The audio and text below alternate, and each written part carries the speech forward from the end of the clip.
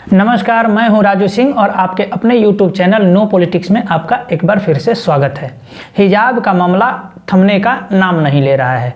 वास्तव में अब यह एक नेशनल न्यूज न होकर के बहुत बड़ा इंटरनेशनल न्यूज हो चुका है और इस पर सभी देश जो तथाकथित जो हितैषी देश हैं, मुसलमानों के हितैषी देश हैं, जो पाकिस्तान है और अब तो अमेरिका का भी इस पर आ गया है अपना स्टेटमेंट कि भारत में मुसलमानों को प्रताड़ित किया जा रहा है। मेरा सवाल यह है कि क्या कोई भी लोकतांत्रिक देश जो है वो शरिया के नियम से चलेगा? इस्लामिस्ट जो नियम है जो उनके कुरान में है उनके अनुसार चलेगा?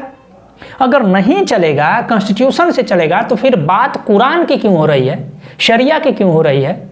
सब जगह कोर्ट में या जितने भी मौलाना वगैरह हैं या जितने भी बहस हो रहे हैं उसमें शरिया का जिक्र हो रहा है, कुरान का जिक्र हो रहा है कि कुरान में कहीं नहीं लिखा है कि हिजाब पहनना है या बुर्का पहनना है या ये पहनना है। भैया, कुरान में तो बहुत चीज़ लिखा हुआ है।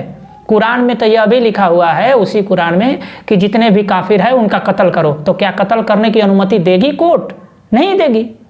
तो इसीलिए मेरा कहने का मतलब है कि आप शरिया का, कुरान का, हदीसों का हवाला क्यों देते हैं भाई? आप कॉन्स्टिट्यूशन का हवाला दीजिए।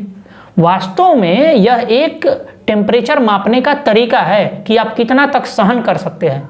इस देश के मेजॉरिटी जो है हिंदू है, वो कितना तक बर्दाश्त कर सकते हैं, इसी बात का टेस्ट किया जा रहा है।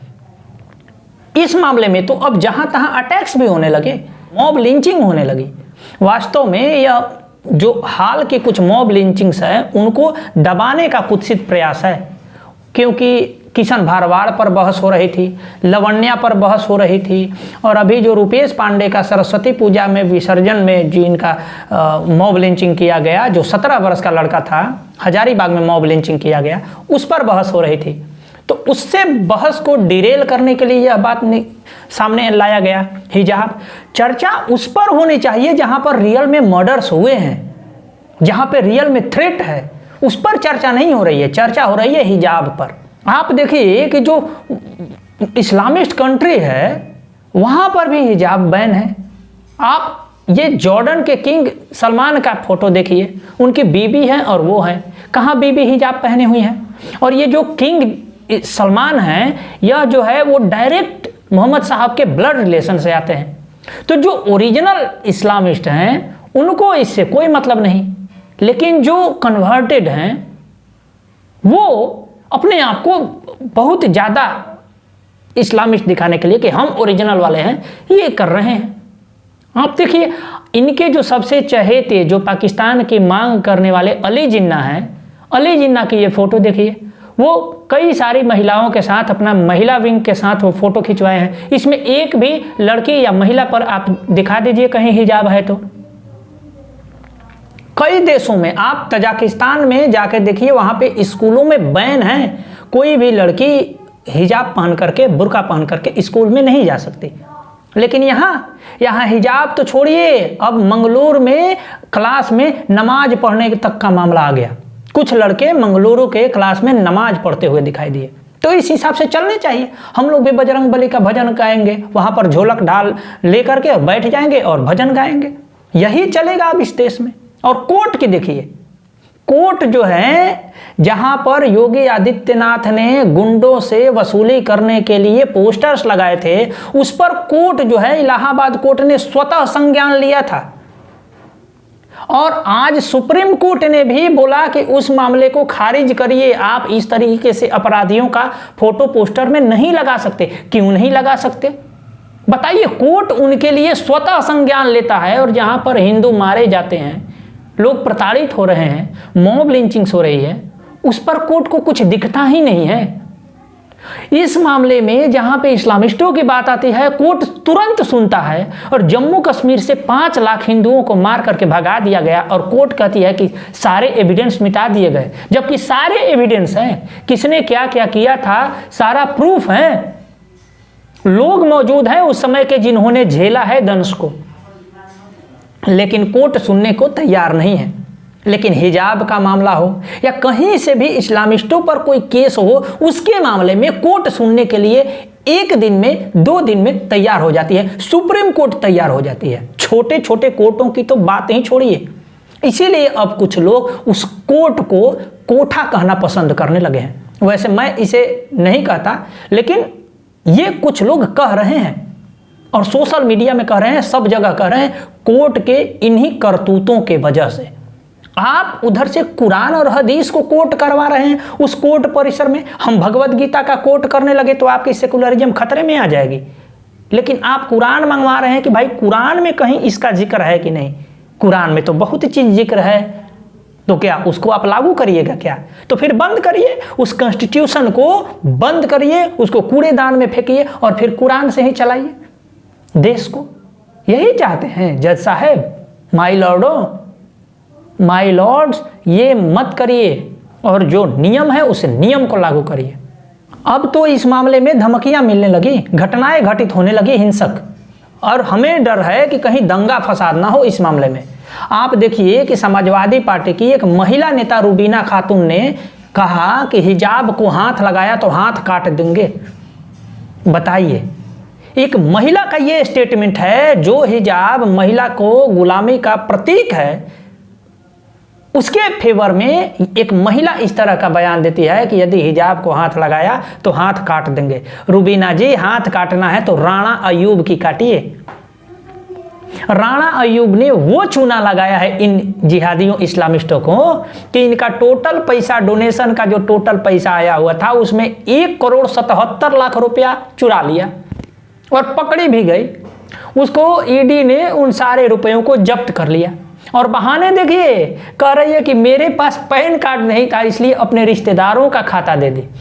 1,77,00,000 रुपया वो राणा अय्यूब, जो तथाकथित पत्रकार हैं और इस्लामिस्टों के सबसे चहेती पत्रकारों में से एक हैं, उसने उन्हीं इस्लामिस्टों को, उसी इस्लामियों की मदद के लिए आया रुपया खुद डकार गई। उनके हाथ काटिए सबसे पहले, यदि काटना है तो। हमारे फेर में मत रहिए आप, हम देख लेंगे अपना। और अब वो सब नहीं चलेगा कि आप कहीं कुछ करके निकल जाइएगा और लोग छोड़ देंगे, नहीं, उसका जवाब लिया जाएगा और जवाब लेना शुरू हो गया। जिस तरीके से हजारीबाग में हिंदुओं ने प्रतिकार किया है रुपेश पांडे के हत्या के मामले में, हिंदुओं ने सड़क घेरा है, सड़क पे आए हैं हिंदू, वो काबिले तारीफ है। जिस तरीके से कर्नाटक के हिंदू युवा सड़कों पे आए हैं हिजाब विवाद को प्रोटेस्ट करने के लिए, उसके अगेंस्ट में, वो काबिले तारीफ है। हिंदू को जगना पड़ेगा, अन्यथा आप अपने ही देश से एक बार फिर से बाहर कर दिए जाओगे, क्योंकि 9 राज्यों में तो आप वैसे भी अल्पसंख्यक हो गए। बाकी कुछ नॉर्थ के राज्य बचे हुए हैं और कुछ साउथ के राज्य बचे हुए हैं, उसमें भी केरला आपके हाथ से जाने ही वाला है और केंद्र सरकार मौन बैठी हुई है। जब बात होती है यूनिफॉर्म सिविल कोड की तो केंद्र सरकार हलफनामा नहीं दायर कर सकती, वहां पहुंचते ही नहीं हुआ कोर्ट में। लेकिन आज एक मास्टर स्ट्रोक खेलते हुए धामी सरकार ने कहा है कि हमारी सरकार बनते ही हम यूनिफॉर्म सिविल कोड लागेंगे। हाँ, सही में वह धामी सरकार जो इस्लामिस्टों को खुश करने के लिए यति नरसिम्हानंद सरस्वती और जितेंद्र नारायण त्यागी जी को अरेस्ट की हुई है, वह आज कह रही है कि हम यूनिफॉर्म सिविल कोड लाएंगे। इनको भी देख लीजिए भैया, ये बात केंद्र सरकार की है। यदि केंद्र सरकार यूनिफॉर्म सिविल कोड लाना चाहती है तो वो एक दिन में पास करवा सकती है, लेकिन लाना इनको है नहीं, केवल बातों से माहौल बनाना है और माहौल बना करके वोट ले लेना है हिंदुओं का। अचानक से एक बार फिर से हिंदू बनने लगे। इससे पहले पिछले 10 सालों में जिहादियों की संख्या, मुसलमानों की संख्या केदारनाथ में और देवभूमि में 40% बढ़ी है जी, 40%। यानी उनकी संख्या लगभग 1.5 गुनी हो गई है, और जिसमें से 5 साल इसी हिंदूवादी की सरकार रही है। और अब इनको याद आ रहा है कि यूनिफॉर्म सिविल कोड लाएंगे। क्यों? केंद्र सरकार नहीं ला सकती है क्या?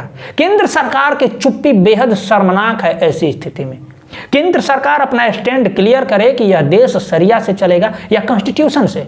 यदि कॉन्स्टिट्यूशन से चलेगा तो फिर शरिया को सुप्रीम कोर्ट क्यों कोर्ट कर रहा है अपने परिसर में?